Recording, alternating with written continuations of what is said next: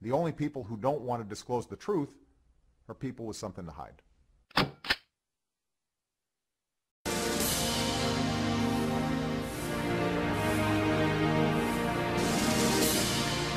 After the raid that took out Osama bin Laden in 2011, the formerly secret SEAL Team 6 became very well known for that heroic mission.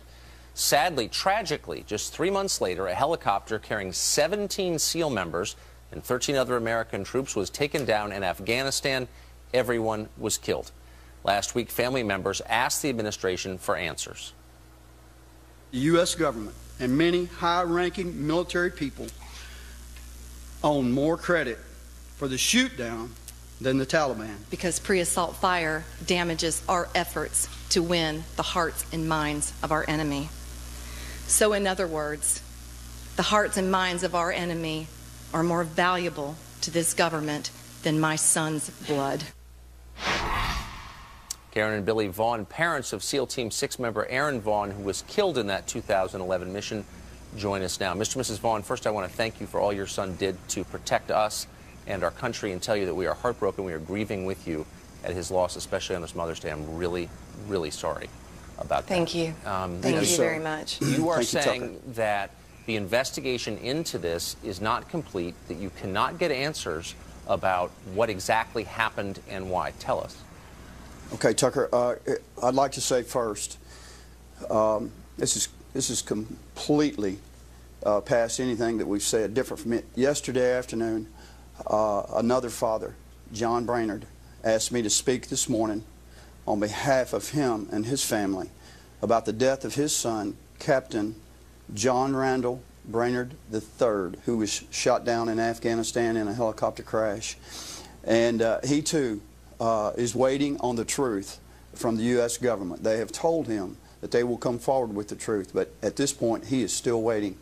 And also, you need to know that other parents, besides the 4 who stood the other day, are supporting us and agree with us and are waiting on answers. And one thing that I want to say right up front, I understand their reluctance to come forth with these answers, because it's going to be embarrassing at best. But one answer that they can come forth with right now is on Thursday. We exposed a video of the ramp ceremony at Bagram Air Base. And the parents' beef is not with Islam or with the imam who prayed. It is with the United States government and the people in the military who allowed this. And so far, since Thursday, there's been no statement from the White House or from the Pentagon, an apology. So it's too late for an apology. Now what I'd like you to do, as Commander-in-Chief, Mr. President, I'd like you to step forward, be a man, and defend the policy that in this United States government that allows the body of a slain warrior to be desecrated and allows the God of Abraham, Isaac, and Jacob to be mocked. That is the God of our son and the God of our family. And we want you to step forward, and we want that person who allowed that policy, or where that policy comes from, to defend it. Please do that. Just as you did, just as you showed outrage when the Qurans were burned, just as this administration made sure to show the American people how much you honored Osama bin Laden's body.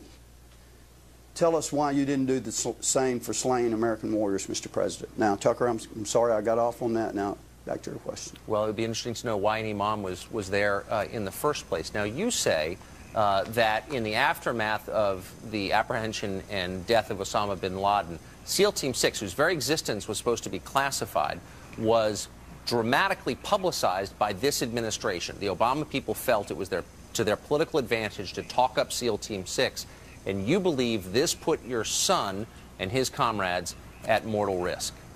We don't just believe it did, Tucker. We know it did.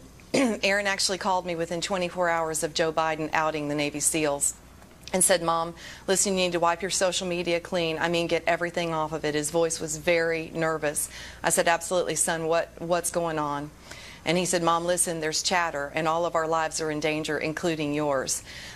So we absolutely know that they put a target on our son's back. And we know a lot of facts that were happening in Afghanistan at that time, where we have evidence that this team was being sought after. And more evidence is coming out every day. Of course it's being sought after when you release that they're the ones that killed the most high-ranking figure in al-Qaeda's history. So, yes, they absolutely put a target on their back. And for political reasons, you believe? Absolutely, they played it up for political. to win votes.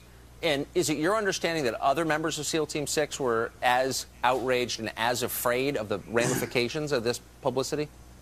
Tucker, there's actually a video of Secretary of Defense Robert Gates making that statement that the members of the Special Ops community were worried now for their safety and worried for the safety of their families. So absolutely. And I just want you to know, I want the American people to know, before Benghazi, there was Extortion 17. And these are tied together, and all the things that are going on in our military. And, yes. There is more in common there than many of us realize. Well, and also, Tucker, I want to thank the families who have come forward since the press conference just a few days ago and are beginning to say things, and people who want to talk to us. I also want to thank you, for Fox, for allowing the families of American military sons and daughters to have a voice to speak, because we're small. We can't get our voice out unless people ask us and bring us forth. Well, we want to change these rules of engagement. I can promise you, you will always have a voice here, and we're grateful Thank to you see very you much, both. sir. And again, we agree with you on this Mother's Day. Thank you. Thank you very much. More Happy Fox and Friends in 3 minutes. The only people who don't want to disclose the truth are people with something to hide.